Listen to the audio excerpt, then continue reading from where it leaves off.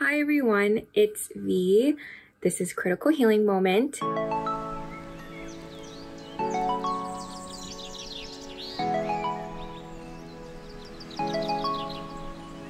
Welcome back to another one of my videos. Your girl is newly entered into the 21st century. I got AirPods, so I'm excited to try them out for this video. It's so much more convenient than my whole phone camera setup situation, which took me forever to figure out the lighting and the angle for where I'm sitting, which is different than where I usually do my videos, or where usually is a strong word because I do not regularly make videos. I'm sitting in my little meditation corner because I do have a mirror here. It's the only full-length mirror where I can like kind of sit, and I am going to do a get ready with me because today my roommate, who is a photographer and filmmaker, is taking headshots of me, and it's the first time I'm trying to look nice in a long time. So I thought I would do a little video because people seem to like this thing on this platform. I want to talk about why I quit social media for the time being and my thoughts about this so far. Let me just actually stop talking so much and get started on actually doing the makeup. Yeah, I've never done this before. Okay, I think this will work. Also, I don't actually wear glasses when I do my makeup.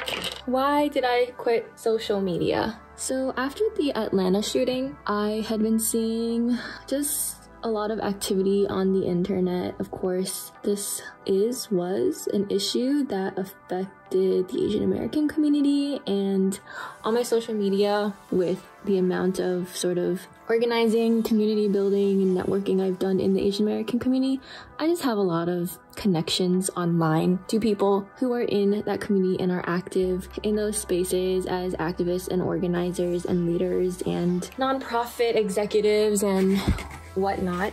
And so, of course, those folks were making a lot of posts around that time, you know, uplifting the events that happened in Atlanta, providing resources, information, all that stuff. I'm not saying it's a bad thing. It's a good thing that happened. Like, still just like super close. Should I just look at the mirror here? I began to really feel this pressure to make some sort of statement because I am typically an outspoken person on the internet and now have sort of this platform.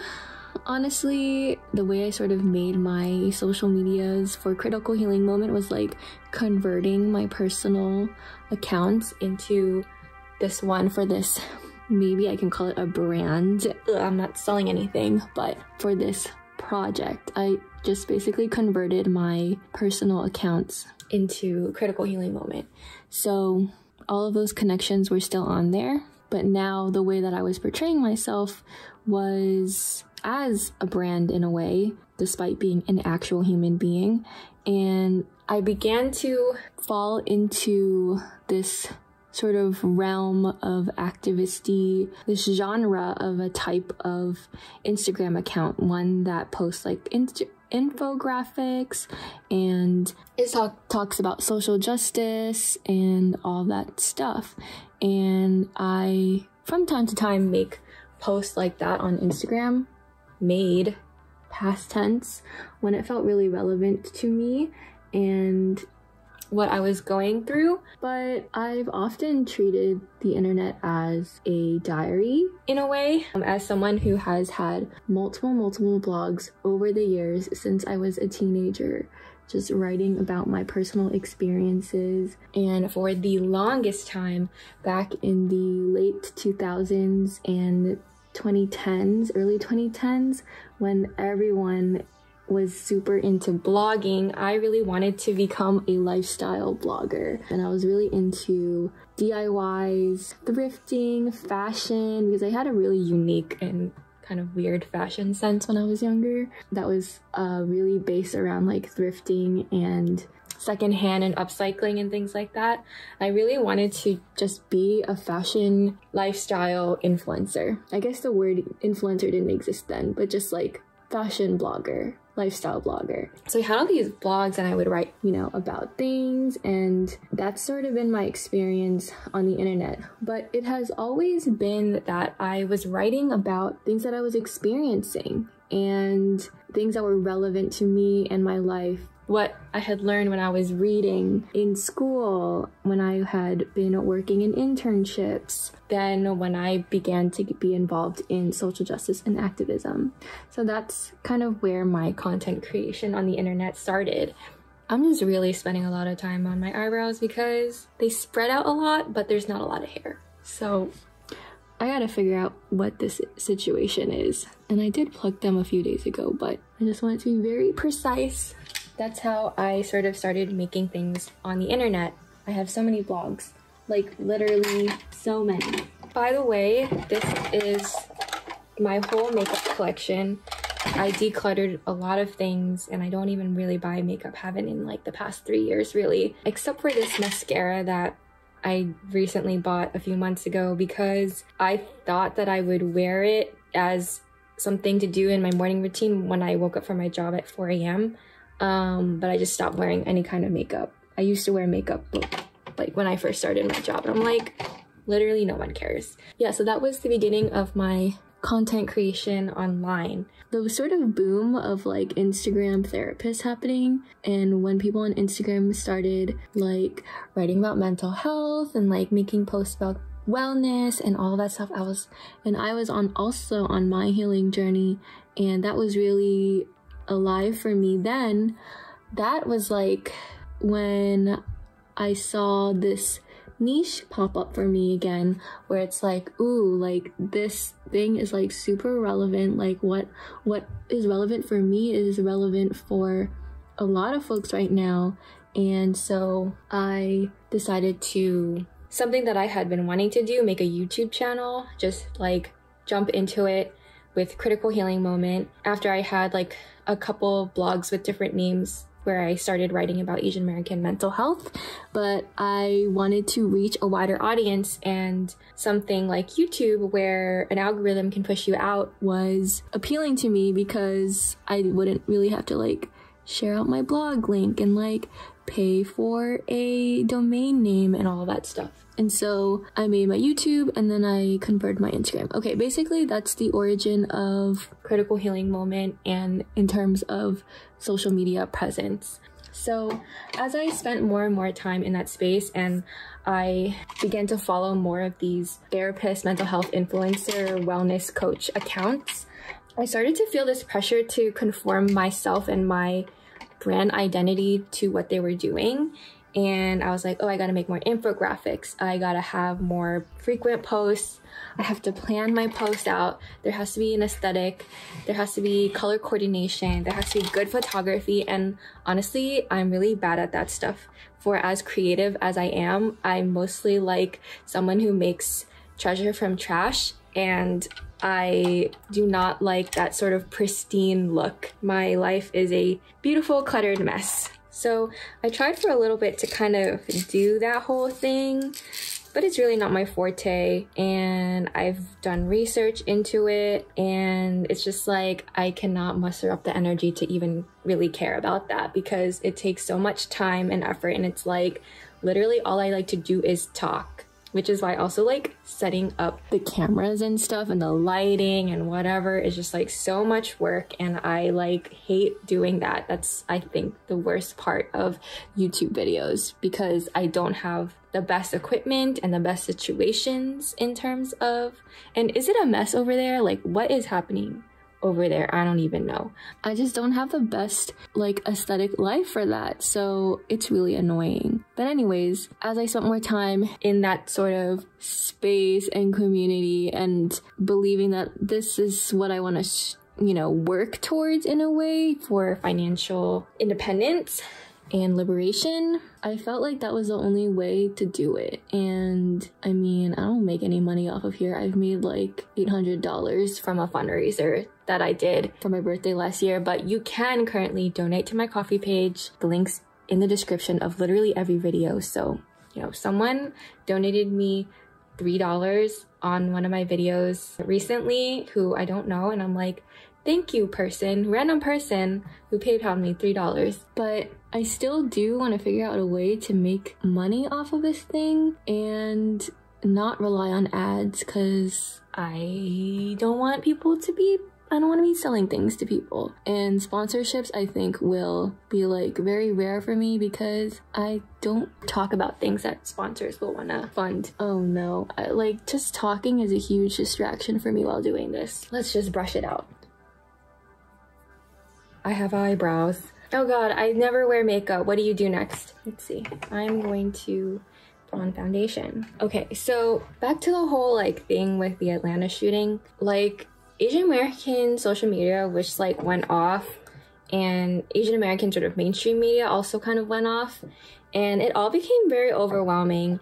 And just now being in this sort of influencer brand, Instagram brand space, I felt like I needed to say something, because for some reason I thought that my like less than 700 followers like deserved to hear something from me, like I was accountable to them for some reason, which isn't the case. But I did make a couple posts, just really general reflections of how I was feeling during that time. And I was still reading what other people were posting, and it all just kind of hit me. And I did make a Instagram story about it, but like people were just like capitalizing on death, and I began to get really depressed because of that. People were using this event where like 8 people died and like more people were injured, and like businesses were affected, to personally promote themselves and launch their like careers as like equity consultants, and like dropping their PayPal links and doing all that stuff. And it just really put a bad taste in my mouth. It absolutely disgusts me, and I like had a breakdown because of it, because I was like, why are people profiting off of death? And I was like, after that I was like, I'm quitting social media, because this thing is like, toxic is an overused word, but like this thing is just bringing out the worst of our society. And people are just trying to really like make a name for themselves off of people's death and like white supremacy. And I was not here for that. The other thing that I sort of realized once I went on my social media break was how we conduct our friendships and relationships over social media these days. It's like, you know, if I'm making a post to like my 800 friends, so I quit Instagram and Facebook, which my personal Facebook, not like my critical healing moment one, although I don't ever log on to that one. If I make a post, a status update to my 800 friends, like I'm not actually going out and having a conversation with 800 people about something that's happening in my life. I see it as like, if I'm making a social media post, in a way, like especially if it's a public one like my Instagram, in a way what I'm doing is just like I'm standing in the middle of a busy street where people are just walking around minding their own business, and I'm just like yelling my personal problems out there. Or they don't even have to be personal problems, but just like my, you know, what I'm thinking about. And while that's a good thing, and like everyone deserves to be able to like share their stories and experiences, also like no one has to care. I mean, I'm all about like care and like really radicalizing care, but in reality, if it's a bunch of strangers and you're just yelling, you know, into a crowd of strangers, why would they even care if they don't have a pre-existing relationship with you? And so I really began thinking about social media as this barrier to creating meaningful relationships. And it like happened like during this time when I was kind of doing my things with school and stuff like that, and my applications, that the people that were closest to me that I felt like needed to have the updates about my life were just like the people that I just text messaged that information to, and I didn't need to like make a whole public social media post about it.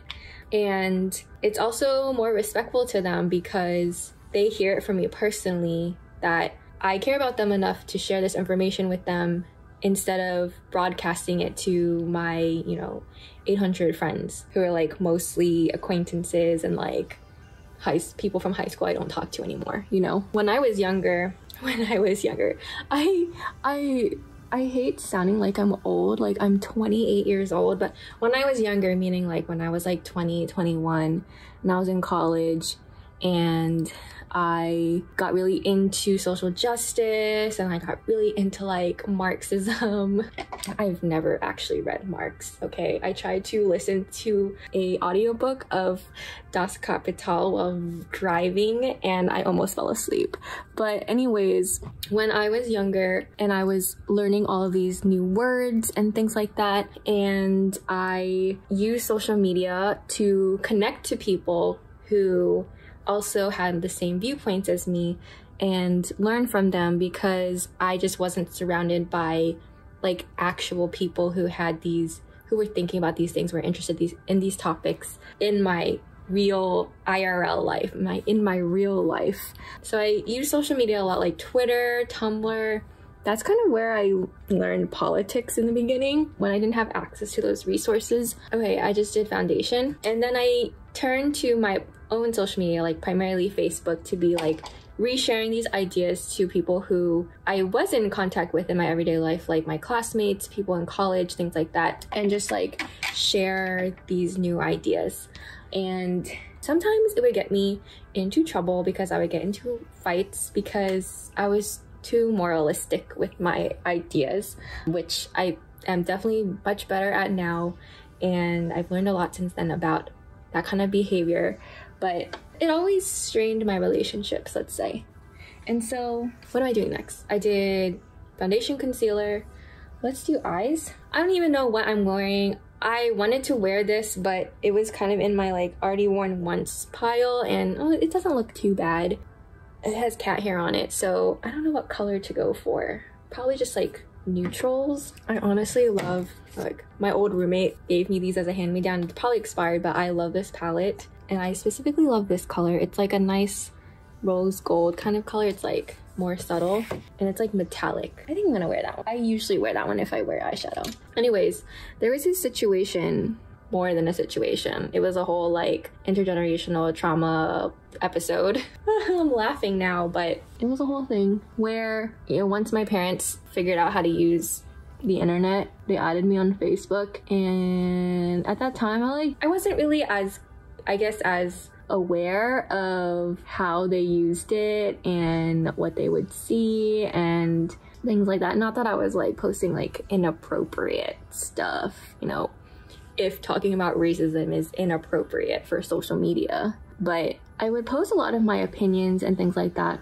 on social media. Even like when I learned about like the model minority myth, and I related it back to like my experience in high school, and I was like, F everyone in high school. Like, I was really affected by the model minority myth, and no one even gave a, you know, do I curse on my channel? I don't know. I don't really curse a lot in real life, but I have an interesting life story about that, but I'll talk about that in a different video. Anyways, I would like go on these rants on social media about my life, and like how like racism impacted me and how like sexism impacted me, and I would like post out like Black Lives Matter and like different things like that. And my parents would be on social media too, but when I would go home for my college breaks, they would like just like say nonsense, you know, that did not align with my viewpoints, and I would be like, don't you know about this? Like, I posted about it on Facebook. Can you read the article?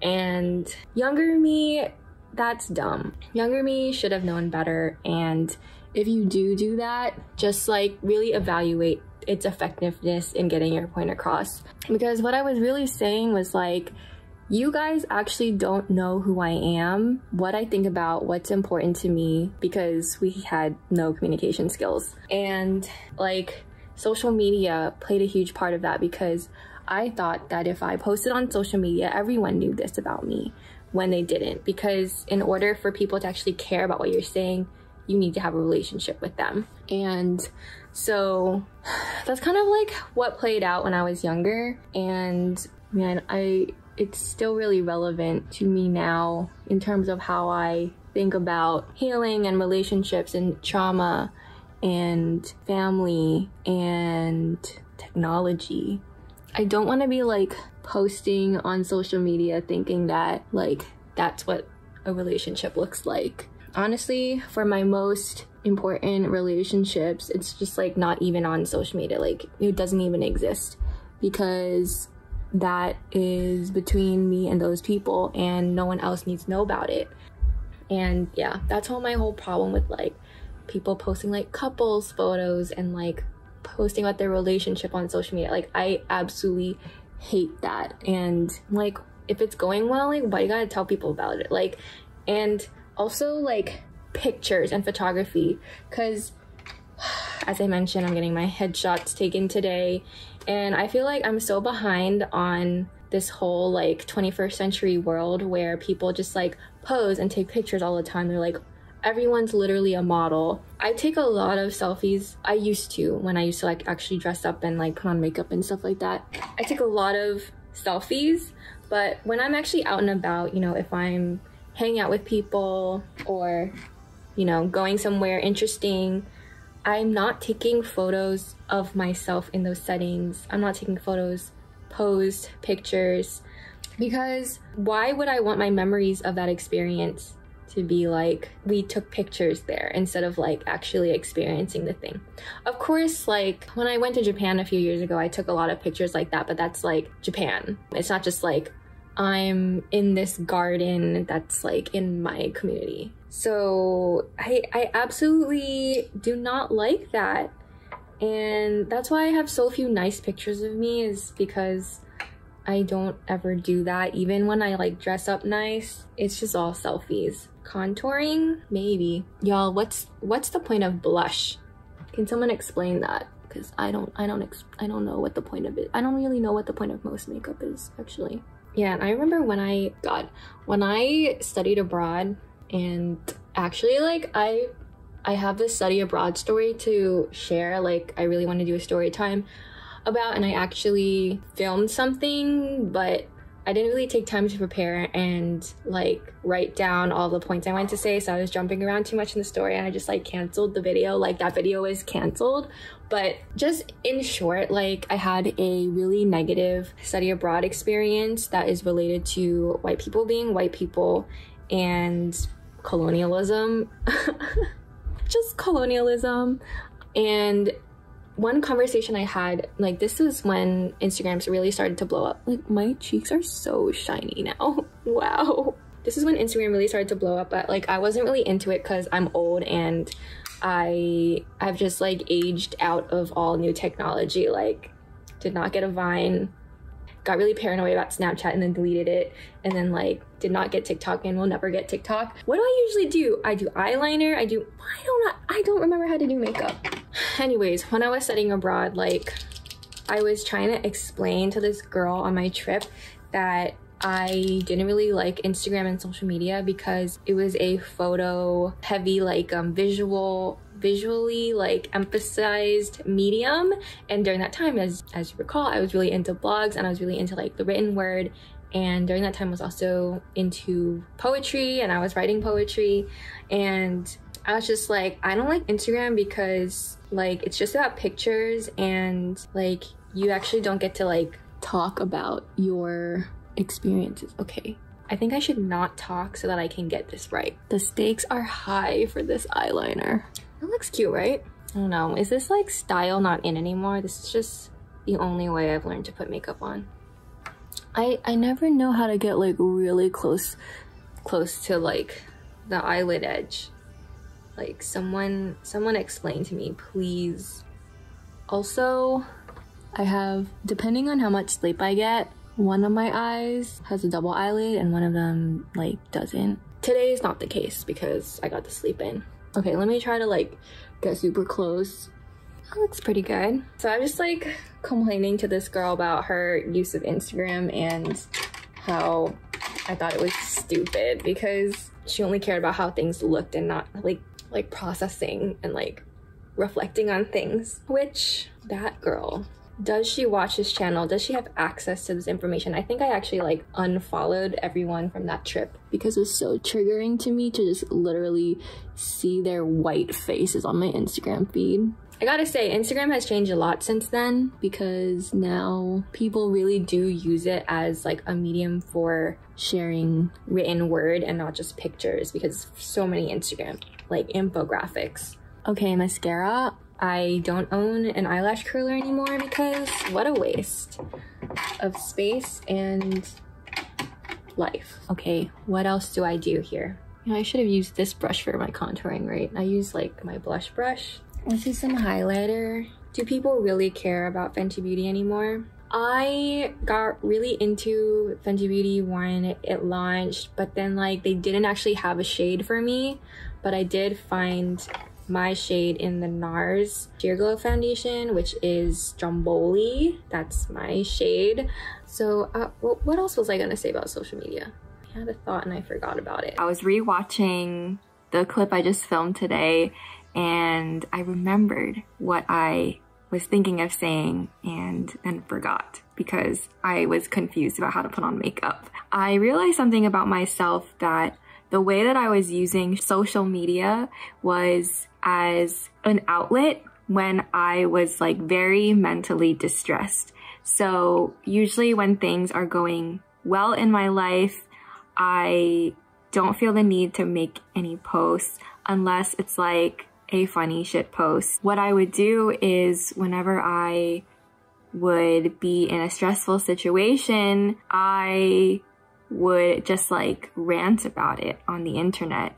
And you know, sometimes it was my personal Facebook and sometimes it was my Instagram, depending on, I guess, like the topic, where it's like a cry for help, I guess. And there's nothing wrong with a cry for help. I think that it's a natural response, but I do think that our society isn't equipped to know what to do when people are having like a public cry for help and breakdown. And so I think for me, what I've tried to cultivate and build, especially very recently, is being able to actually like reach out and like identify specific people and like reach out to them to be able to talk to them about whatever I'm going through. Because the immediacy of social media, kind of like that immediate ability to have that release, that catharsis of let me just like type out how I feel and like put it out there, that's a really relieving feeling. And